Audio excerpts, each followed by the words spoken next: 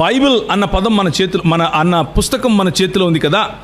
ఆ బైబిల్ అన్న పదం కొంతమంది అడుగుతూ ఉంటారు, మరి మీరేమో బైబిల్ బైబిల్ బైబిల్ అంటారు, బైబిల్ అన్న మాటే బైబిల్లో లేదు, ఎక్కడుంది చూపించండి అంటారు.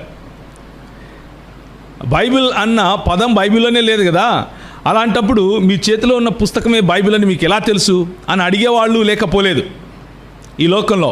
అయితే మూల పదము బిబ్లే లేకపోతే బిబ్లియాస్ అన్న పదము నుంచి బైబిల్ అన్న పదము వచ్చింది. బైబిల్ అన్న పదానికి ది బుక్ లేకపోతే పుస్తకము, పుస్తకముల లైబ్రరీ అని కూడా చెప్పచ్చు, పుస్తకముల కలయిక అని కూడా చెప్పచ్చు. ఆ లాటిన్ పదంలో నుండి, లాటిన్ మరియు గ్రీక్ పదాలుగా వాడినటువంటి బిబ్లే బిబ్లియాస్ అన్న పదాల నుండి బైబిల్ అన్న పదాన్ని మన వాళ్ళు ఇంగ్లీష్ భాషలో తర్జుమా చేశారు.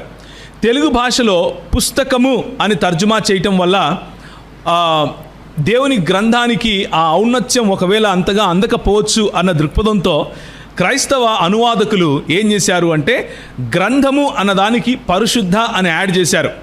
అంటే పరిశుద్ధమైనటువంటి గ్రంథము, పరిశుద్ధతను నేర్పే గ్రంథము, దేవుని యొక్క ఔన్నత్యము, దేవుని యొక్క పరిశుద్ధతను చాటి చెప్పే గ్రంథము అని చెప్తున్నట్లుగా వారు మనకి మన చేతిలో ఉన్నటువంటి తెలుగు బైబిల్ గ్రంథాన్ని పరిశుద్ధ గ్రంథము అని పేరు పెట్టి మరి మన చేతికి అందించారు. కాబట్టి ఈ బైబిల్ గ్రంథాన్ని పరిశుద్ధతతో, లేకపోతే బైబిల్ గ్రంథాన్ని పట్టుకొని ముట్టుకొని చదువుకోవాలి, ప్రార్థించాలి అనగానే ఉదయాన్నే లేచి మడిగట్టుకుని నీళ్లు పోసుకుని తలస్నానం చేసి శుచితో భక్తితో చేత్తో పట్టుకోవాలి అన్న ఉద్దేశంతో రాసిన పరిశుద్ధ గ్రంథం కాదు అది.